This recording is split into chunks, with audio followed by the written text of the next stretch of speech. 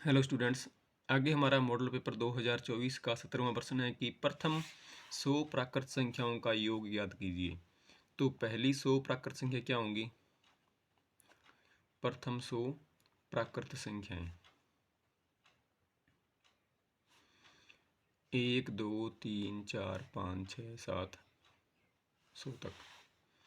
तो इसके अंदर अगर हमें प्राकृत संख्याओं का योग ज्ञात करना हो,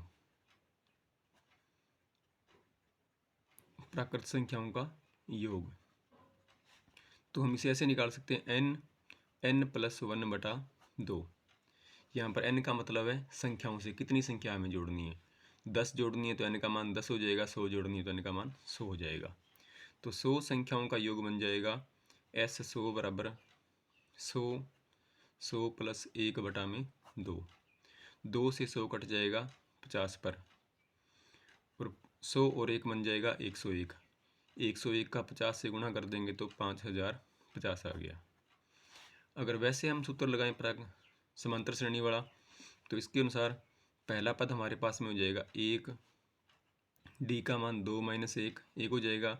दूसरे में पहला पद घटाएं, प्राकृत संख्याओं में अंतर 1 का होता है, और n का मान हमारे पास में 100, क्योंकि 100 संख्याएं जोड़नी है। तो Sn बराबर होता है n/2 2a plus n - 1d। n का मान है 100/2, 2 गुणा a का मान है 1, 100 संख्याएं जोड़नी है तो 100 - 1, और d का मान भी 1। 100 में 2 का भाग कर देंगे 50 आ जाएगा। 2 गुणा 1 हो गया 2, 100 में घटाएं 1 तो बच गया 99, 99 और 1 का जोड़ हो जाएगा 99 गुणा 1 99 हो जाएगा। तो 50 गुणा 99 और 2 बन जाएगा 101, गुणा कर देंगे तो 5050 बन जाएगा। अब आगे इसमें 17वें में एक अथवा में प्रश्न हो रहेगा आपको, तो वो भी समांतर श्रेणी का ही इसमें। तो AP का प्रथम पद और अंतिम पद 1 और 11 है।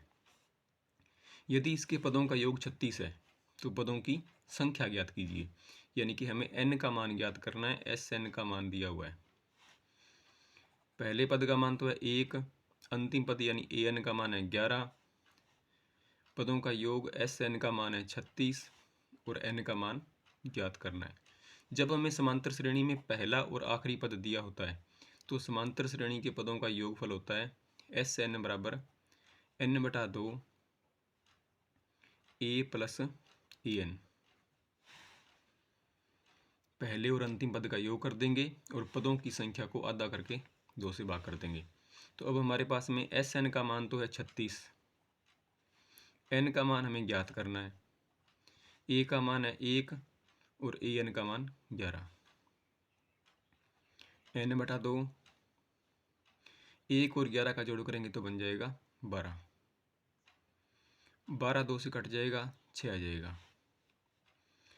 तो जोड़ इनका 36 है, तो 36 बराबर बन गया 6 गुणा n हो गया 6n। n जो है वो कि गुणा में 6 पक्षांतरण करने पर हो जाएगा भाग में, तो n बराबर बनेगा 36/6 यानी कि 6।